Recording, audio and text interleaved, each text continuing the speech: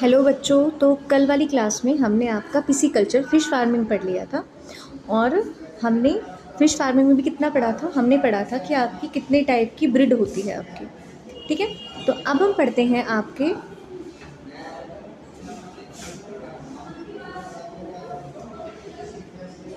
आगे वाली चीज़। देखो, हमने आपके फिशेस की ब्रीड पढ़ ली थी, इंडिजीनियस और एक्जोटिक ब्रीड पढ़ ली थी। इसके बाद हम ये पढ़ते हैं सबसे बाद कि बेटा ये आप छोड़ दें हमेशा। हम ये पढ़ते हैं कि आपको फ़िश कल्चर जो होता है, देखो ये वाला पोर्शन आप छोड़ सकते हो, आपको फ़िश कल्चर में सिर्फ इतना पढ़ना है कितने टाइप की फिशेज़ होती है।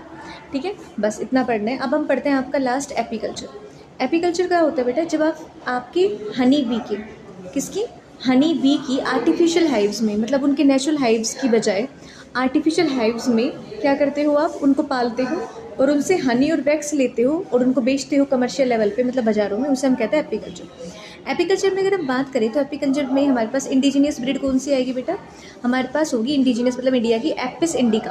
ठीक है, जिसे हम इंडियन बी भी बोलते हैं, और एपिस फ्लोरे जिसे हम लिटिल बी भी बोलते हैं, छोटी वाली ब्रीड। और बेटा बड़ी वाली ब्रीड की बात हो रही है, आपको छोटी मधुमक्खी और बड़ी वाली मधुमक्खी की बात हो रही है। उसके बाद अगर हम एक्जोटिक ब्रीड की बात करें तो बेटा ये आपको याद रखनी है, एपिस मेल्सिफेरा। बेटा एपिस शब्द होता है हनी बी के लिए, मेल्सिफेरा का मतलब आपकी इटालियन बी। ठीक है, बी फोर्ज और पास्चरीज, मतलब बी जो है वो करती क्या है, तो करती क्या है बेटा, फ्लावरिंग प्लांट से बी पोलन ग्रेन्स लेके आती है और क्या लेके आती है, नेक्टर्स लेके आती है। ठीक है, द पास्चरीज, देखो इन्होंने ये बोल रखा है बी फोर्ज और पी पास्चरीज का मतलब हनी बी जो खाना कलेक्ट करती है उसमें क्या क्या होता है, तो हम कहेंगे हनी बी प्लांट्स के ऊपर बैठती है, उनके फूल से रस चूसती है तो पोलन ग्रेन्स भी मिलते हैं आपको और नेक्टर भी मिलता है। जहाँ आपकी हनी बी प्रेजेंट है, जहाँ जिस फूल का उपयोग वो कर रही है, उस डिपेंड करता है कि आपका जो पास्चुरेज है वो या फिर आपका जो शहद है वो किस तरीके का होगा। सेम वही वाली बात है, हनी का टेस्ट भी इस बात पे डिपेंड करता है कि किस जगह से, किस फूल से नेक्टर कलेक्ट किया जा रहा है। ठीक है, तो बेटा ये आपका ये चैप्टर ही पूरा हो गया है। तो देखो एक बार मैं आपको एनिमल हस्बेंड्री दोबारा थोड़ा सा रिकैप करवा देती हूँ। एनिमल हस्बेंड्री का मतलब जब हम आपके एनिमल्स को, वो एक साइंस जिसमें हम आपके एनिमल्स को फीड करते हैं, उनकी केयर करते हैं, उनको ब्रीड कराते हैं और उनकी डिजीज़ कंट्रोल करते हैं और फिर उनको अपने घर पे या फिर अपने फार्म में पालते हैं। ठीक है, अगर हम बात करें एनिमल हस्बेंड्री में हमें क्या क्या करना है, फीड प्रॉपर करना है बेटा, फ्रेश वाटर शेल्टर प्रोवाइड करना है, हेल्थ के लिए आपको डिजीज़ से बचाना है और प्रॉपर ब्रीडिंग, मतलब उनकी जनसंख्या भी तो बढ़ानी है। अब एनिमल हस्बेंड्री की जरूरत क्यों पड़ी बेटा, ताकि आप अपनी ग्रोइंग पॉपुलेशन को प्रॉपर न्यूट्रिशन दे सको। एडवांटेज क्या है आपके एनिमल हस्बेंड्री के बेटा, आपको मिल्क मिलेगा, आपको अगर ये कैटल नहीं है यहाँ पे, आपको मुर्गी फार्मिंग से एग मिलेगा। ठीक है, आपको फिश फार्मिंग और पिग फार्मिंग से आपके मीट की क्वालिटी क्या होगी, आपकी इंक्रीज होगी और एनिमल वेस्ट का प्रॉपर यूटिलाइजेशन होगा और हनी बी से आपको वैक्स मिलेगा। गाय कौन कौन सी, सिंपल सी बात है, हम कौन कौन से एनिमल को इस फार्मिंग में कैटेगराइज करते हैं। पहले होते हैं मिल्च एनिमल जो दूध देते हैं, फिर होते हैं एग यील्डिंग एनिमल। ठीक है, फिर होते हैं आपके ड्रोट जो हम क्या करवाते हैं, जिनसे हम काम करवाते हैं, बोझा उठवाते हैं। फिर आपके हेयर और स्किन वाले एनिमल जैसे शिप, गोट, रैबिट, इनकी हम हेयर और स्किन को यूज़ करते हैं। सबसे पहले आता है हमारा कैटल फार्मिंग। कैटल फार्मिंग में क्या होता है बेटा, कैटल फार्मिंग में क्या तो हमें मिल्क प्रोडक्शन करना होता है या हमें लेबर लेनी होती है। ठीक है, अगर हम बात करें कैटल फार्मिंग की तो हमारे पास ब्रीड ऑफ कैटल कौन कौन सी है। पहले हम बात करते हैं इंडिया की, वो एनिमल्स, वो ब्रीड जो कि दूध देती है, गिर, साहिवाल, दियोनी, ड्रोट जिनको हम बोझा उठाने के लिए काम करते हैं, ड्यूल पर्पस जिनसे हम दोनों काम ले लेते हैं, और इंडियन बफेलो की आपको ब्रीड बहुत सारी ब्रीड बता रखी है, Murrah, Nagpuri, Ravi. Exotic breed milch cow की, दूध देने वाली गायों की एक्जोटिक ब्रीड भी आपको बता रखी है जो आपके बाहर से आई हुई है। इंडिजीनियस बेटा इंडिया, नेटिव, नेटिव मतलब तुम्हारे घर की, घर कौन सा तुम्हारा, इंडिया, और एक्जोटिक मतलब जो बाहर से आई हुई है। क्रॉस ब्रीड काव, जब हमने इंडिया और फॉरेन की काव्स का क्रॉस करवाया, मेल और फीमेल का क्रॉस करवाया, जैसे मान लो मेल हमने ले लिया इंडिया का, फीमेल हमने ले ली फॉरेन की, और दोनों को क्रॉस करवाया, नया जो बच्चा पैदा हुआ वो क्रॉस ब्रीडिंग में आती है बेटा। इसके बाद हमें फीडिंग ऑफ कैटल, जब आपको फार्म खोलना है तो मेरे को पता होना चाहिए ना कि आपको क्या क्या खिलवाना है। तो आपको क्या क्या खिलाना है बेटा, आपको एक तो रफेज खिलाना है, एक कंसनट्रेट खिलवाना है। रफेज क्या होता है, फाइबर्स होते हैं, जैसे फोडर जो आप घास से खिलाते हो ना, वो किस में आती है, आपकी रफेज में आती है। ये कोई न्यूट्रिशन प्रोवाइड नहीं करता। कंसनट्रेट क्या होता है, जो आप बिंदोले खिलाते हो ना, वो जो आपके कॉटन सीड्स होते हैं, उनको पानी में डाल के घोल के खिलाते हो, उसे हम कहते हैं कंसनट्रेट। बेटा ये प्रोटीन और न्यूट्रिशन देती है, ये सिर्फ फाइबर देती है। अगर बात करें हम फार्म मैनेजमेंट प्रैक्टिस की, कि अगर आपको फार्म खोलना है तो आपको क्या क्या करना पड़ेगा। बारिश से बचाओ, हीट से बचाओ, एयर वेंटिलेटेड होना चाहिए, ड्राई होना चाहिए, सनलाइट होनी चाहिए बेटा, पानी पीने की व्यवस्था होनी चाहिए, ठीक है। दूसरा, अच्छा स्पेस होना चाहिए ताकि सारे जो एनिमल्स है वो तरीके से रह सके। जो भी एनिमल का वेस्ट बनता है उसे बाहर डिस्पोज करना आना चाहिए, और बेटा उनको नहलाना धुलाना चाहिए, ब्रशिंग करनी चाहिए ताकि उनको कीड़े मकोड़े या फिर डस्ट है वो बाहर निकल जाए। ब्रीड इम्प्रूवमेंट, अब ऐसा तो होगा नहीं कि आप अपनी एक नॉर्मल ब्रीड को ही आगे बनाते रहोगे और आपको नई कोई ब्रीड चाहिए ही नहीं।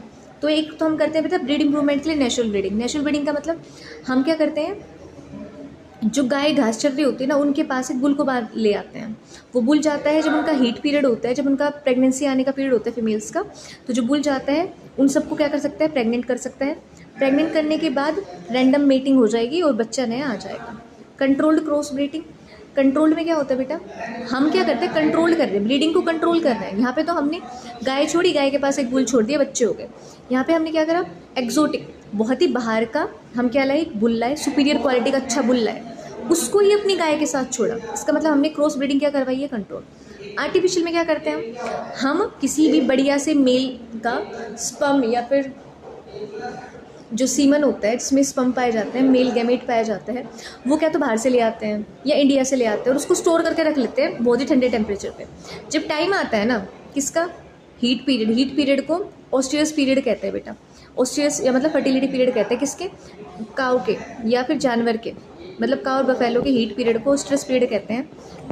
जब इनका ऑस्ट्रियस पीरियड आता है तो आर्टिफिशियली एक गन आती है, एक सिरिंज सी आती है बहुत लंबी, उसकी हेल्प से सारे का सारे सीमन को अलग अलग किसकी, गाय के वजाइना में डाल देते हैं, जिससे नया बेबी आ जाता है बाद में। फ़ायदा क्या होता है बेटा, एक सिंगल बुल के सीमन से आप बहुत सारी गाय को प्रेग्नेंट कर सकते हो। इसके अलावा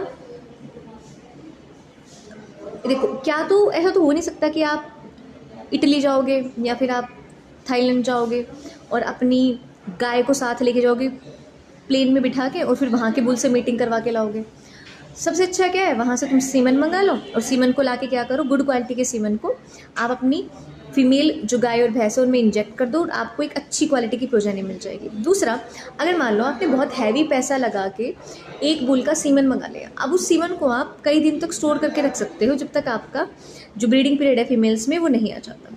बेटा कुछ बीमारियाँ हैं आपकी जो कि आपके किसमें, एनिमल्स में पाई जाती है। फिर आता है बेटा पोल्ट्री फार्मिंग, मुर्गा फार्मिंग। मुर्गे दो तरह के होते हैं बेटा, मतलब पोल्ट्री में जो एनिमल्स होते हैं, मतलब जो बर्ड्स होते हैं वो दो तरह के होते हैं। एक जो एग ले करते हैं उन्हें हम लेयर्स बोलते हैं, ब्रॉयलर्स उन्हें बोलते हैं जो आपका वो जो कटने में जाते हैं ना, जिनका हम गोश्त खाते हैं, ठीक है, उन्हें हम क्या बोलते हैं, हम ब्रॉयलर्स।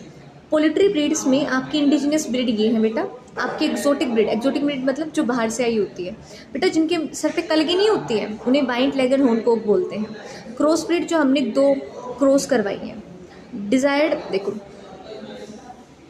हम क्या क्या चाहते हैं, हम चाहते हैं कि जो भी हम ब्रीड पाल रहे हैं उसके अंदर चूजों की जनसंख्या और उनका क्वालिटी अच्छा हो, ठीक है।